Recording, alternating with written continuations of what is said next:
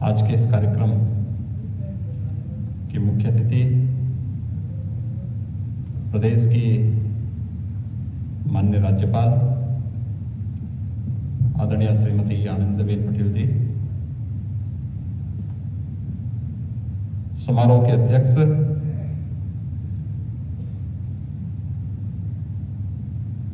माननीय कार्यवाहक मुख्य न्यायाधीश उच्च न्यायालय इलाहाबाद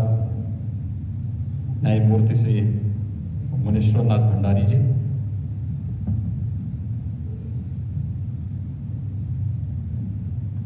वरिष्ठ न्यायाधीश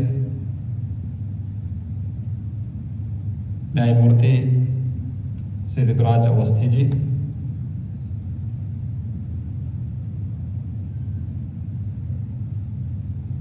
उत्तर प्रदेश शासन में मेरे वरिष्ठ सहयोगी कानून मंत्री श्री ब्रजेश पाठक जी, अध्यक्ष उच्च न्यायालय विधिक सेवा उप समिति लखनऊ खंडपीठ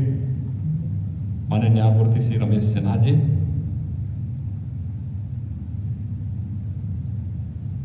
राष्ट्रीय विधिक सेवा प्राधिकरण नई दिल्ली के सदस्य सचिव श्री ए के जैन जी, राज्य विधिक सेवा प्राधिकरण के सदस्य सचिव श्री जितेंद्र कुमार सिंह जी, आज के इस समारोह में उपस्थित हमारे सभी न्यायमूर्तिगण, प्रदेश से अलग अलग जनपदों से आए हुए सभी न्यायिक अधिकारीगण, प्रदेश शासन के सभी अधिकारीगण, मैं सबसे पहले आप सबका अभिनंदन करूंगा कि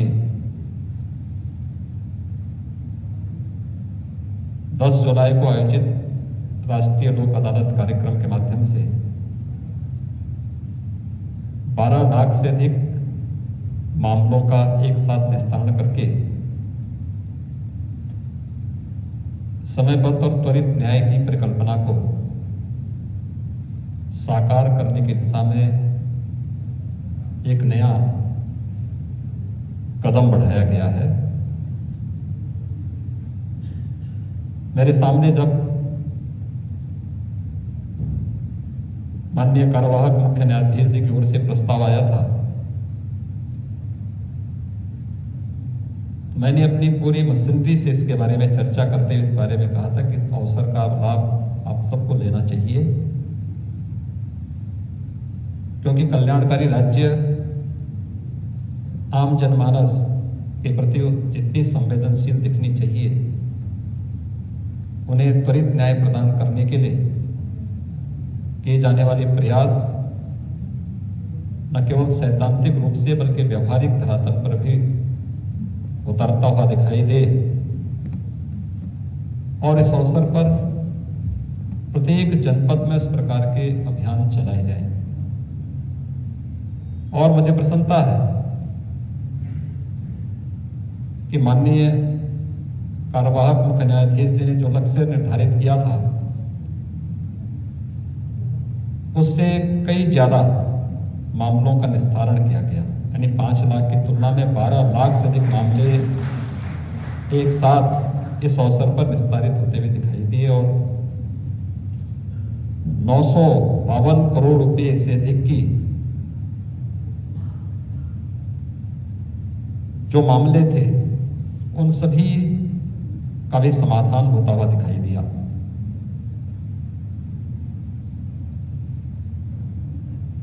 वास्तव में एक सामान्य व्यक्ति इन सब समस्याओं का त्वरित समाधान चाहता है। राज्य सरकार अपने स्तर पर पहल करती है। हम लोग महीने में 4 दिन, 2 दिन हर शनिवार को थाना दिवस का आयोजन करते हैं और 2 दिन तहसील समाधान दिवस का आयोजन करते हैं।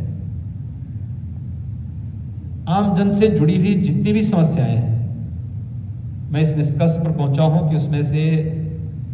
75 से 90% मामले थाना और तहसील से जुड़े हुए हैं। और जब इन सभी मामलों का समयबद्ध निस्तारण नहीं होता है तो यही बाद में कानून व्यवस्था के लिए एक चुनौती भी बनता है। विधि व्यवस्था इससे भंग होती हुई दिखाई देती है और अनिवार्य रूप से हम लोगों ने राज्य के अंदर इस कार्यक्रम को प्रारंभ किया है और ये वर्चुअली नहीं बल्कि फिजिकली, जहां भी तहसील दिवस जिन 2 शनिवार को लगने हैं उस दिन जिले के अधिकारी उन तहसीलों में उपस्थित होकर के राजस्व से संबंधित उन सभी मामलों का वहां मौके पर ही निस्तारण करें और अगले तहसील दिवस के दिन तक ये सुनिश्चित करें कि वे मामले जो पिछले तहसील दिवस में आए हैं उनका निस्तारण हो चुका हो। हमने 5 दिन का समय दिया है लेकिन उन्हें लगभग 12 दिन का अवसर मिल जाता है इस दौरान उन मामलों का निस्तारण करने के लिए। और थाने से संबंधित मामलों के लिए भी यही एक व्यवस्था दी गई है कि जिले से संबंधित पुलिस और राजस्व विभाग के अधिकारी उस दिन थानों में उपस्थित होकर के इन समस्याओं का समाधान करेंगे और एक नागरिक को न्याय प्रदान करेंगे। हमें इस बात को नहीं भूलना चाहिए कि जो पीड़ित है, हर पीड़ित अपने आप में गरीब होता है और वंचित होता है। कोई भी हो, बिना भेदभाव के उसे न्याय मिले और त्वरित न्याय मिले, इस लक्ष्य को लेकर के जब एक साथ हम आगे बढ़ेंगे तो कल्याणकारी राज्य की अवधारणा को साकार करने में हमें मदद मिलेगी। और मुझे प्रसन्नता है कि न्यायपालिका और कार्यपालिका ने मिलकर के जो एक बड़ा लक्ष्य राष्ट्रीय विधिक सेवा प्राधिकरण ने राज्य के सामने निर्धारित किया था, उससे कई अधिक मामलों का निस्तारण करने में पहला राष्ट्रीय लोक अदालत का एक कार्यक्रम राज्य के अंदर सफल रहा। सितंबर में जो अभी लक्ष्य निर्धारित किया गया है, मुझे लगता है अभी से ये कार्रवाई होनी चाहिए कि किस प्रकार के मामलों को हमें लेना है और इनके बारे में उस समय हमें इनके त्वरित निस्तारण की दिशा में प्रयास करना चाहिए। मेरा मानना है कि 12 लाख की तुलना में हम उन लाखों मामलों को जो वर्षों से लंबित पड़े हुए इस प्रकार के लोक अदालत के कार्यक्रमों के माध्यम से उन सब का निस्तारण कर सकते हैं। अभी राज्य के अंदर मैंने जेल विभाग की भी समीक्षा की थी और जेल मैनुअल में भी व्यापक संशोधन करने और सुधार करने के समय व्यापक हम लोगों ने रणनीति बनाई है। मैंने इस बारे में पाया कि बहुत सारे ऐसे मामले हैं जो कैदी अपनी सजा पूरी कर चुके हैं लेकिन जेलों के अंदर पड़े हुए हैं। महिला कैदी बीमार पड़ी हुई है, जेलों के अंदर है। और मैं धन्यवाद दूंगा अपने प्रदेश के राज्यपाल महोदय को, जिन्होंने प्रदेश शासन के इस पहल को अपना समर्थन और आशीर्वाद दिया और कार्यक्रम सफलतापूर्वक आगे बढ़ा। भी स्वाधीनता दिवस के अवसर पर जब स्वाधीनता दिवस के अमृत महोत्सव कार्यक्रम में हम सब भाग ले रहे थे, उसकी पूर्व संध्या पर राज्यपाल महोदय के माध्यम से 75 ऐसी महिलाओं को हम लोगों ने जो बीमार थी या जो अपनी सजा प्राप्त पूरी कर चुकी थी, उन्हें समय से पूर्व रिहा करने के इस कार्यक्रम को तेजी के साथ आगे बढ़ाने का निर्णय लिया और वह सफलतापूर्वक आगे भी बढ़ा। और हमें इस दिशा में प्रयास करने चाहिए। वास्तव में जेलों में क्षमता से ज्यादा लोग भरे पड़े हैं और एक बार हम बैठ करके इनका समाधान कर लें तो अनावश्यक भीड़ को वहां से हटा करके जिन लोगों ने, हम देखते हैं बहुत सारे मामले ऐसे होते हैं जिसमें उस व्यक्ति जमानत भी ले चुका होता है लेकिन जो उसका थोड़ा फाइन होता है उसको नहीं भर पाते। हमने राज्य से कहा है कि राज्य के स्तर पर इस पर हमें पहल करनी चाहिए या इन मामलों को हम कैसे वेब आउट कर सकते हैं, इस पर हमें विचार करते हुए आगे बढ़ना चाहिए। छोटे छोटे मामले हैं लेकिन उसकी दिशा में किए जाने वाले प्रयास एक बड़े लक्ष्य को प्राप्त करने में मदद कर सकता है। और ये जो पहल है लोक अदालत की, ये जो परिकल्पना है, यह एक आम नागरिक को न्यायिक व्यवस्था के प्रति विश्वास को और सुदृढ़ करने में मदद करेगा। आज के इस अवसर पर मैं यहाँ पर उन सभी न्यायिक अधिकारियों को जिन्होंने अच्छा कार्य किया,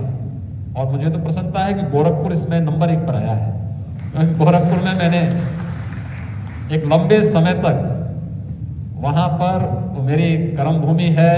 मेरी साधना भूमि है। मैं जब देख रहा था कि अलग अलग जनपदों में कहाँ पर कितने मामलों का निस्तारण हुआ, तो गोरखपुर जिले ने इस मामले में सबसे अच्छी बढ़त ली, और मैं मानता हूं कि प्रतिस्पर्धा, एक स्वस्थ प्रतिस्पर्धा को हम आगे बढ़ाने में हमें आगे मदद मिलेगी। मैं एक बार फिर से सितंबर में आयोजित होने वाले राष्ट्रीय और लोक अदालत के दूसरे चरण के इस कार्यक्रम को सफलतापूर्वक हम आगे मिलकर के बढ़ा सकेंगे, इस विश्वास के साथ राज्य सरकार की ओर से हर प्रकार के सहयोग देने के लिए मैं आश्वस्त करता हूं। और मुझे प्रसन्नता है कि जब भी एक पहल हुई है, सार्थक पहल हुई है, हमारे न्यायिक अधिकारियों ने बहुत सकारात्मक रूप से इसे आगे बढ़ाया है। आजकल आप देख रहे होंगे, पिछले भले ही 1.5 वर्ष से हम लोग कोविड महामारी का सामना कर रहे हैं, लेकिन कोविड महामारी के पहले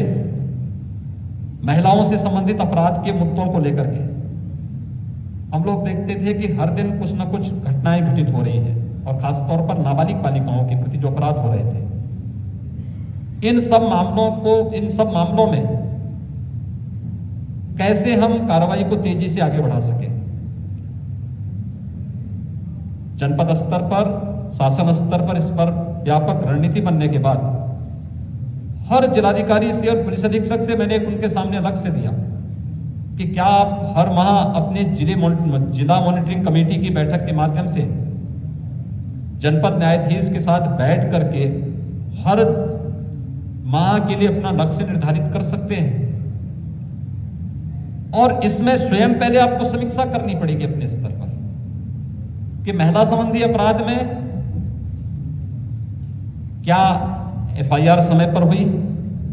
एफआईआर होने के बाद उसकी विवेचना और उसकी चार्जशीट को समय पर हम लोगों ने दाखिल किया है कि नहीं दाखिल किया है, फिर उसकी प्रोसिक्यूशन की स्थिति क्या है,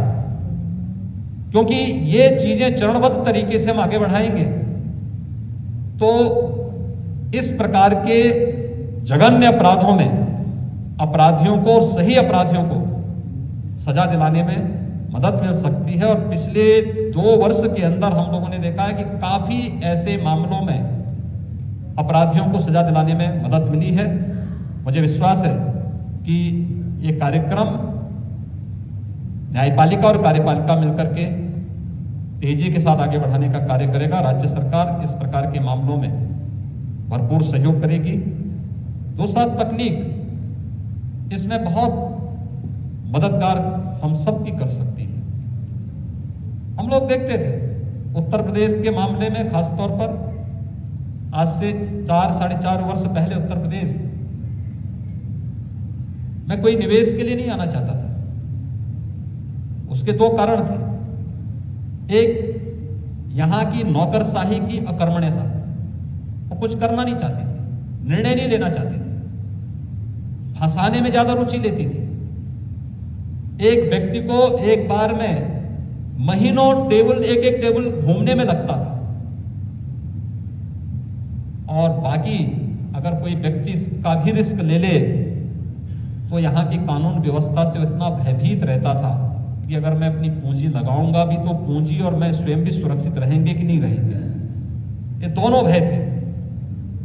लेकिन पिछले 4 साढ़े 4 वर्ष के दौरान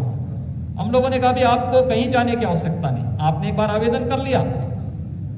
आपका वो आवेदन पर्याप्त है, आपको किसी टेबल में नहीं जाना है। आपकी समस्या का समाधान एक समयबद्ध तरीके से स्वयं आगे बढ़ेगा। अब आप आइए, कुछ मामलों में 1 सप्ताह में, कुछ में 15 दिन के अंदर ये सब मामले आपके पास आपके